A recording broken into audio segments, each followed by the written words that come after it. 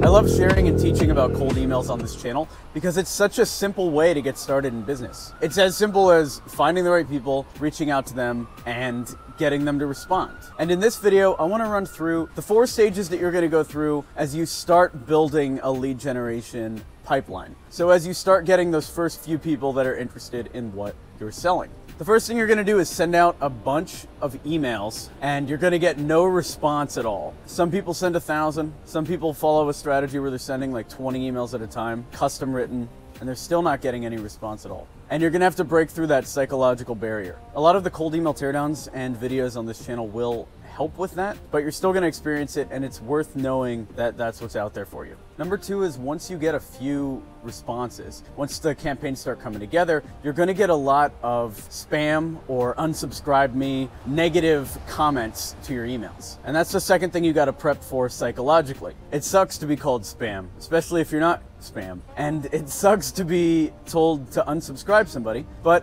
how I get through it psychologically is if they say unsubscribe me, unsubscribe them immediately. Don't try to fight, because they didn't ask to be put on your list. So it doesn't make logical sense for you to assume that they would want the email. And there's another video in the description about if you're getting marked as spam, how to avoid doing that, because there are some initial tricks to avoid that happening. Once you start getting some positive responses to your cold emails, they're going to ask you for more details like pricing or how your products are structured, and that's the next step of this thing. How do you react when they ask for details and you're not ready? I've had some questions about this recently where somebody gets a response to their cold email and they want to know how to put together a service. And the easiest piece of advice I can give is if you haven't sold anything like this before, start it at as low a price as possible, even free if you don't have a case study. And if you're an established company doing a discovery day or trying to sell a $100,000 mobile app, go a little smaller. Our initial review is about 10,000, and we're able to sell that pretty effectively using cold email. So I don't think there's an upper limit. I think in terms of packaging, it's the time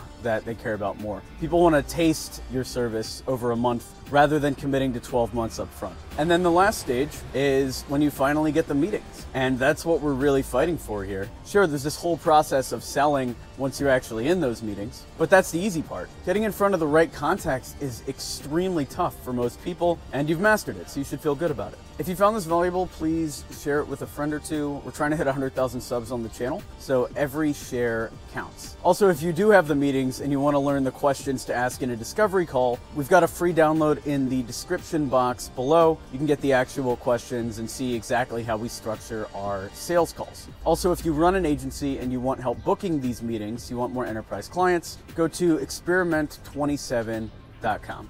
Thanks.